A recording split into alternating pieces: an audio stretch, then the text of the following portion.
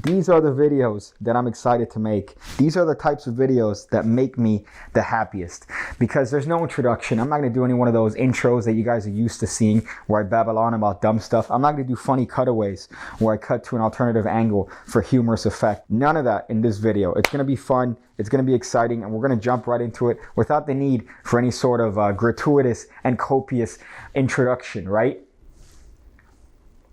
Yeah, you thought I was going to put it there. I'm not going to do that. I wouldn't do that to you guys. I'm not a liar. I'm here to provide you.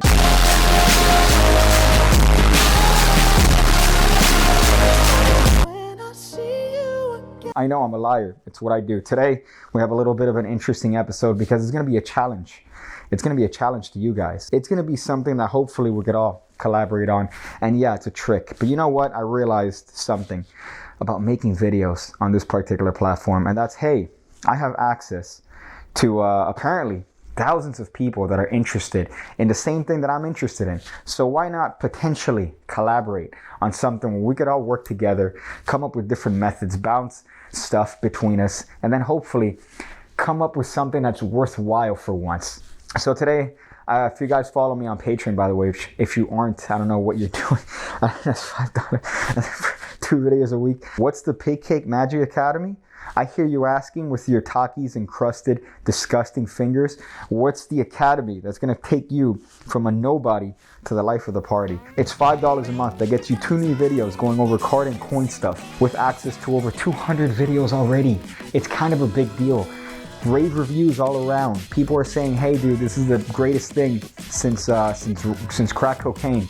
But I'm providing it to you for the meager price of $5 a month. But here's the thing that a lot of people don't know. There's also the piggybacker tier, which is $1 a month.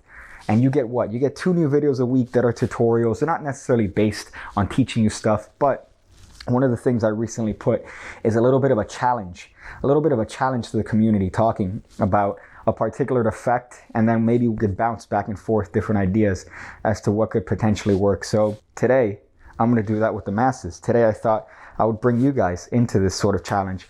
Now, funny enough, a couple weeks ago, one of the longtime piggybackers, one of the longtime members of the Pigcake Academy, Rob Burns, who's actually helped me out with some motorcycle-related issues, he sent me a request to help him with a certain effect that he was working on, which was brought forth by another member of the Pigcake community, JT, who also happens to post some hot stuff on Instagram. I'll be linking both Robert's account and JT's account in the description below for you guys to check out. They post some cool stuff. RB does some hot Photoshop stuff, and JT does some hot liquor store magic from time to time. Actually, from time to time, being every single day. That guy's always in that store grinding, doing some card tricks.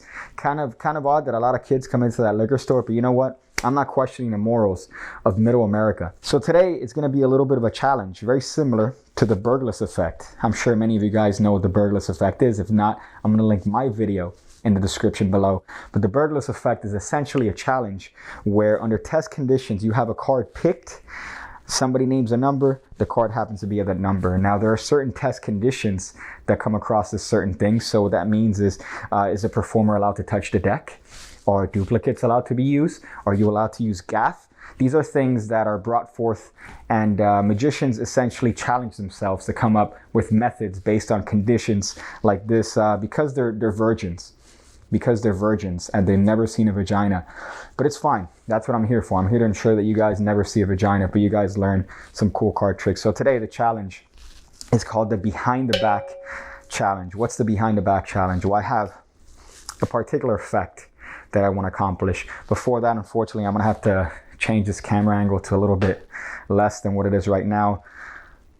Let's just transition into that right now. Oh, hey there, look, alternative camera angle where I don't have to have a fucking mask on, which is stupid considering the temperatures outside are pretty much catastrophic.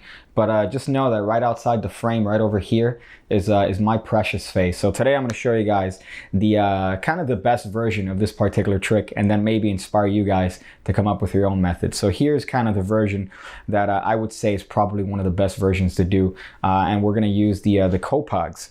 We're going to use the Copog 310, the thick boys, as I like to call them. But you're going to see why I'm using this particular deck for this trick. Now for this, obviously we have a deck of cards that we mix and shuffle to our heart's content.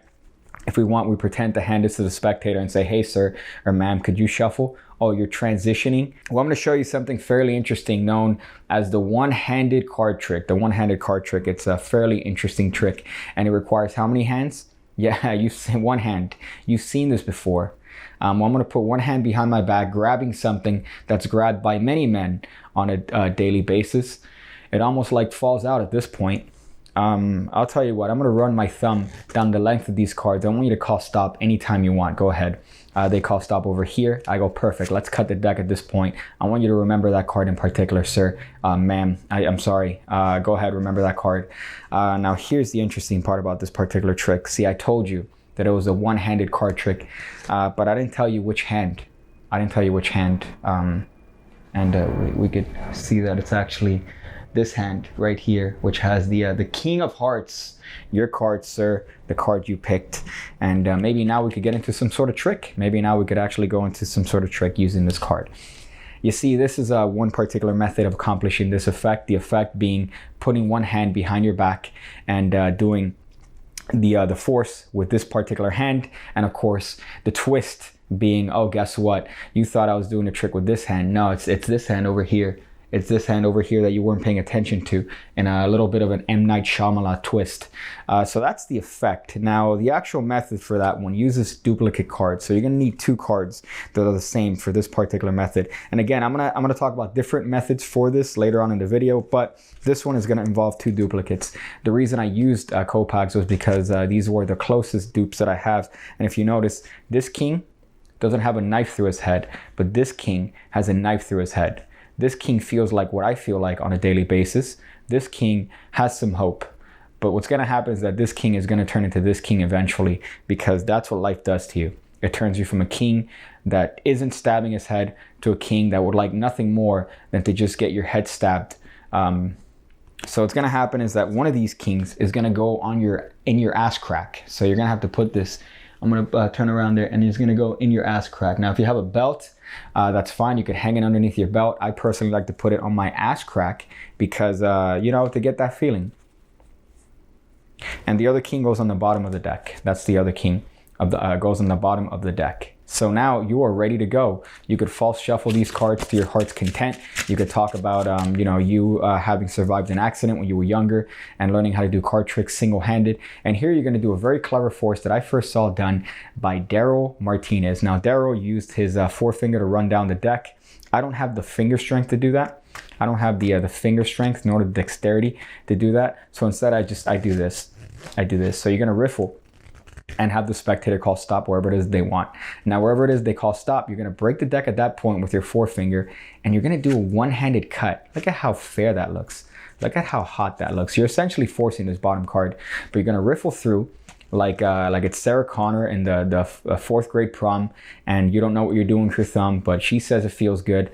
So you're going to do that, and then you're going to have the spectator call stop. You're going to put your forefinger in here to break the point, and here you're going to do a one-handed cut, simply lifting up with your thumb, using your grandmother's favorite finger to push up on this packet, and then guess what? You have a little bit of a hot one here where you can now show the bottom card, and that's your force card. Now, of course, you're doing this while saying that we're going to do the one-handed card trick, the world-famous one-handed card trick. I'm going to place this hand behind my back. Of course, what am I doing? I'm grabbing the card from my ass crack, pulling it out, and hopefully brushing it against my shirt, cleaning off any dirty residue that came from the Chipotle and Taco Bell I had last night. So here, you're going to hold the card behind your back. You're going to execute the force, have the spectator look at the card, close up the deck, and now you're going to talk about the one-handed aspect of this trick. Say, oh, yeah, I'm going to do the one-handed card trick. At this point, if you want, you can do whatever false cut you want or whatever cuts, series of cardistry cuts to show the spectator that you are a virgin. And ultimately, you're going to say, oh, wait a second. See, this is the one-handed card trick, but I didn't tell you what hand I was going to use. And here you turn around, and you can now show that you're holding on to the King of Hearts. Now, of course, this does leave you in a little bit of a dirty position here, because you're holding a king and you have a duplicate king on top. Now, obviously, there are certain ways that you can make that king vanish from the deck using beeswax or double-sided tape, but I'm lazy. I don't know if you guys know this. I'm lazy when it comes to this sort of stuff. So having a duplicate and using a duplicate is already enough and more work that I want to do. So I don't want to have to put like double stick tape and glue and essentially go to Joanne Fabrics for my card tricks. So here is another method. Here's another potential method. Now for this particular trick, I'm going to use the Bin Wang playing cards. I hope that's in focus because this is my favorite deck of cards. It's a B deck that's essentially a ripoff. It's called Bin Wang. It says Diamondback Club Special. But the cards are made out of what has to be the worst plastic. I'm pretty sure if I burnt this card, the fumes would give me the cancer that I'm looking forward to so hard after doing so many card tricks. So we're going to be using this particular deck of playing cards.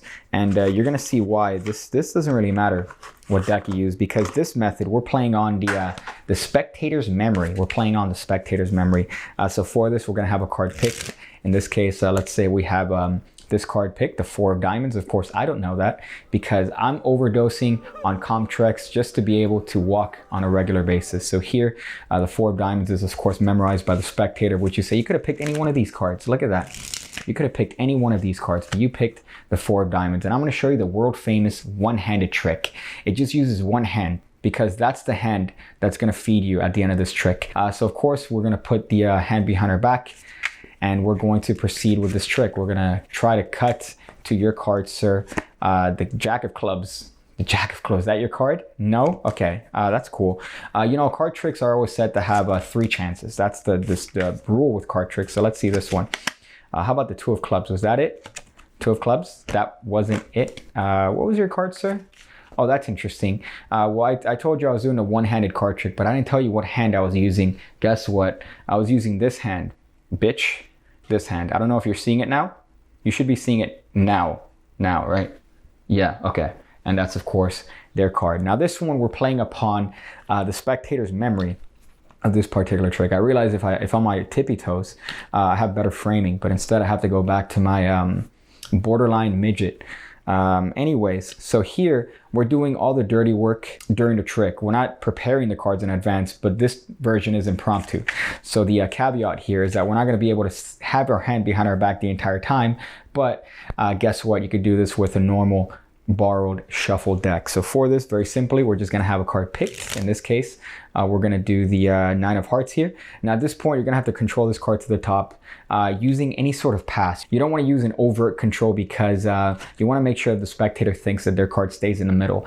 Now the good thing about these Bin Wang playing cards is that even if you might have years of experience learning your pass, the plastic finish just makes that pass just gleam like nothing else. But you're going to have to control that card to the top using whatever passical method you want that doesn't involve the spectators being aware that you've controlled or mixed cards. So that's one caveat here.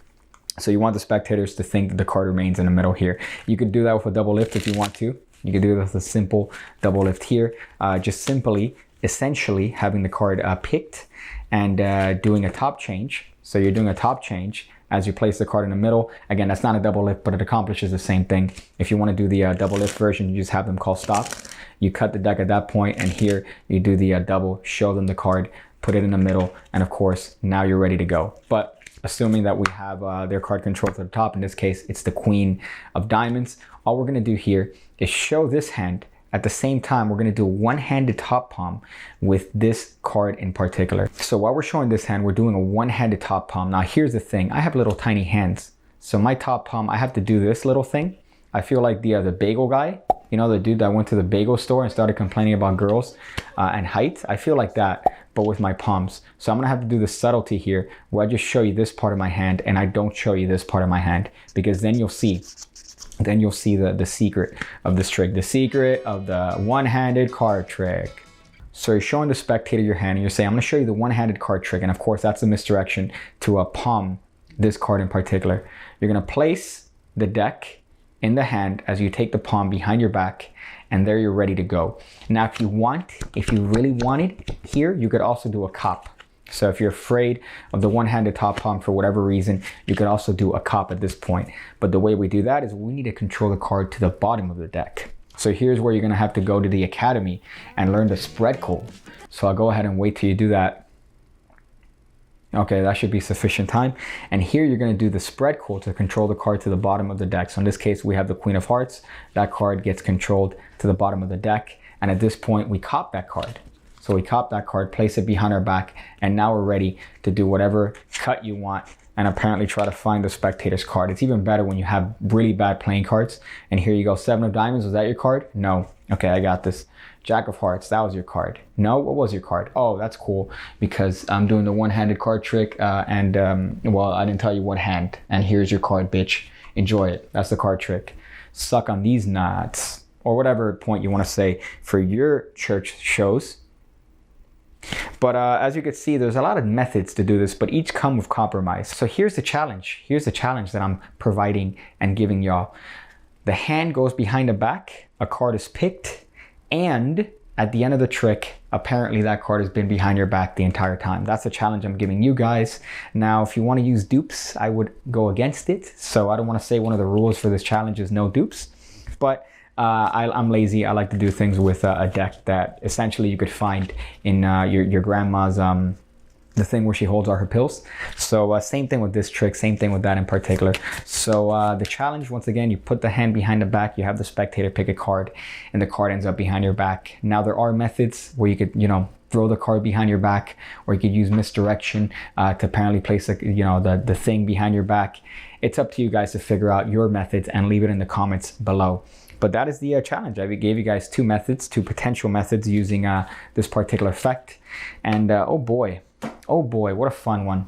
What a fun one. I like these, man. A little bit of a back and forth. I feel like I'm going to get really horrendous ideas because you guys are incapable of creative thought. But I shouldn't berate the audience, especially when I show the academy and stuff. But maybe it's inspirational. Maybe it's like a backwards logic where I'm inspiring you guys through insult. So definitely leave in the comments below your own feelings on this particular trick and effect, and your own handlings. And maybe we could come together as a community and come up with something good, making magic great again. Oh boy. So thank you guys. I hope you guys enjoyed this. I'm gonna go to yeet on the competition. I'm gonna go dab on the haters. And then